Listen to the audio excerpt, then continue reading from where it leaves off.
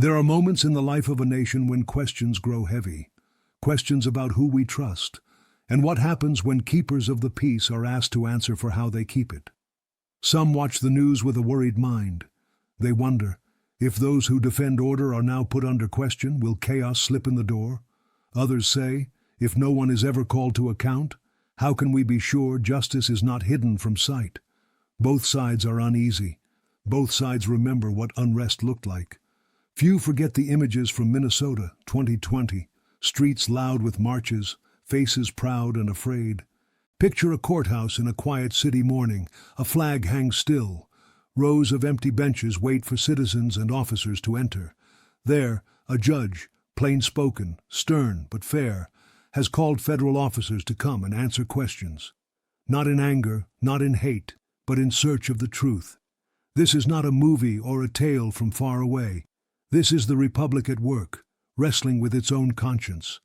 Federal officers, sent to keep order when hell broke loose, now called to testify. Lawyers argue. The officers' superiors resist, say they have immunity, say the law shields them from review. But the court says, no man stands above the law, not in America.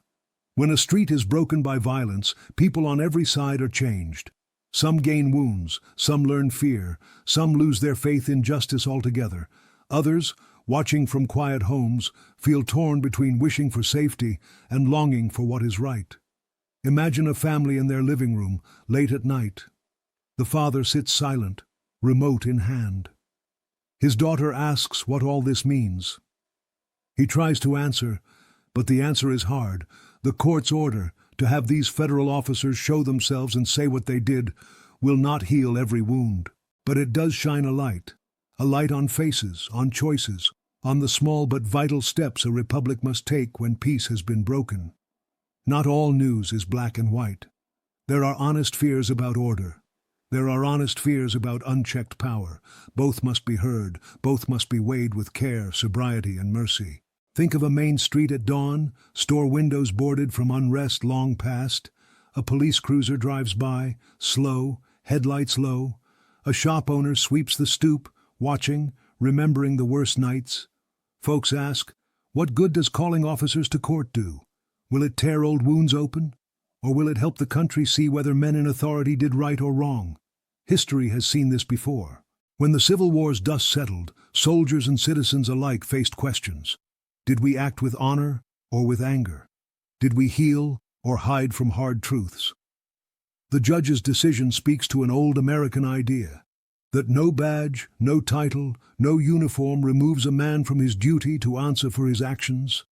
And that order maintained without justice is a brittle peace, one that cannot last, one that one day cracks. Picture a long line of people outside a courthouse in autumn, coats pulled tight against the wind. Some wear uniforms, some carry protest signs, some only their own worried looks. All wait, quiet but expectant, for the doors to open. Steady citizenship is not built on suspicion alone, nor is it made strong by blind trust.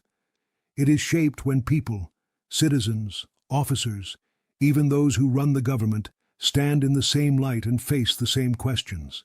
Some say, let sleeping dogs lie, these are old troubles, past is past. But the Republic cannot truly move on by ignoring the strain. We mend when we meet, speak, and turn with honest hearts toward tomorrow. Think of a school gym, rows of folding chairs set for a town hall meeting. A plain podium stands under the flag. Neighbors, police and protesters alike, watch each other in hope for a civil word. If federal officers acted with law, the light will show it. If they did wrong, the light will help us see the lesson and do better. No one in these rooms wishes for disorder. We wish for peace with honor. Justice that stands with order, not against it. That is the challenge for every free people, to seek truth, not for revenge, but for renewal. Imagine a federal office at dusk, one weary officer closing his locker, looking back at his badge before he shuts the door. Wonders if his work helped or harmed. Wonders if the oath he took means showing up, even when it is hard. America's strength is her unity.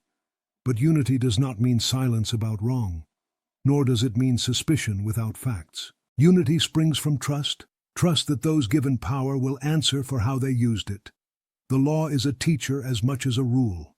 It is not meant only to punish, but to point all citizens, high and low, toward better days.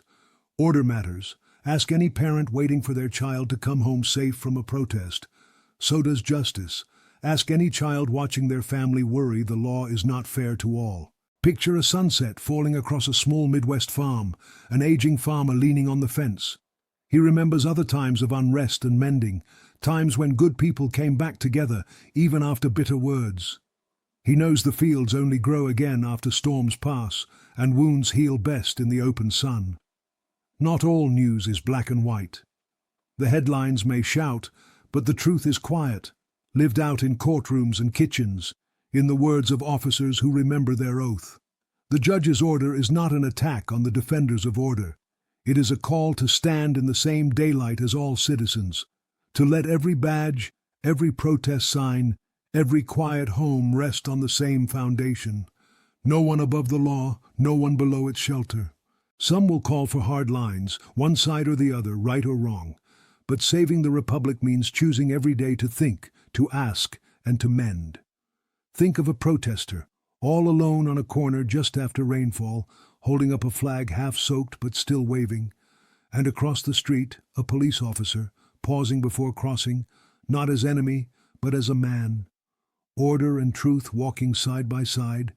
That is the hope of this country. That is the lesson as old as the land itself. The judge's command for federal officers to answer is not the end. It is an invitation for all to do better by each other, to look our duties square and not shrink from their weight nor their promise. The Republic can be saved, not by hiding our flaws, but by meeting them together in daylight as equals. So I ask you, as you watch news or talk with your friends or sit in silence, what kind of nation do you believe in? One where power stands apart from the people, or one where all answer together, building trust, law, and hope, stone by stone? The answer, as ever, is in your hands, and in the quiet choices we all make every day to keep faith with the Republic we share. To keep faith, not only when the eyes of the nation watch, but in the small, unmarked days, when choices come quietly. Picture a teacher, erasing a chalkboard as twilight falls across an empty schoolroom. She wonders what lesson tomorrow may bring, whether her students will grow up to trust those who wear a badge, and whether justice will mean the same to all. A republic, you see, is built each sunrise, in each home and street and school, not with shouts or banners, but with steady, humble acts of trust. Order and justice are not enemies. They are brothers, bound to walk together. Let us strive to be neither quick to accuse nor slow to seek truth. Let us remember that unity is not simple agreement, but the honest work of facing our doubts, standing together, and mending what is torn. The Republic can be saved. It is not a promise given by any judge, nor a guarantee held by any officer. It is the shared answer of a people who, by day's end, choose to believe in something larger than themselves, a common freedom, a deeper peace. So I leave you with this. As the lights go out in that quiet courthouse, as families turn off their televisions and go to bed, each wondering about what comes next, will we answer the call for steady citizenship? Will we be bold enough to keep faith, even when it takes patience, even when it takes courage? In such moments, the future is shaped not by the loudest voices, but by the quiet resolve of those who choose principle over comfort, healing over hiding, and hope over fear. What answer will you give?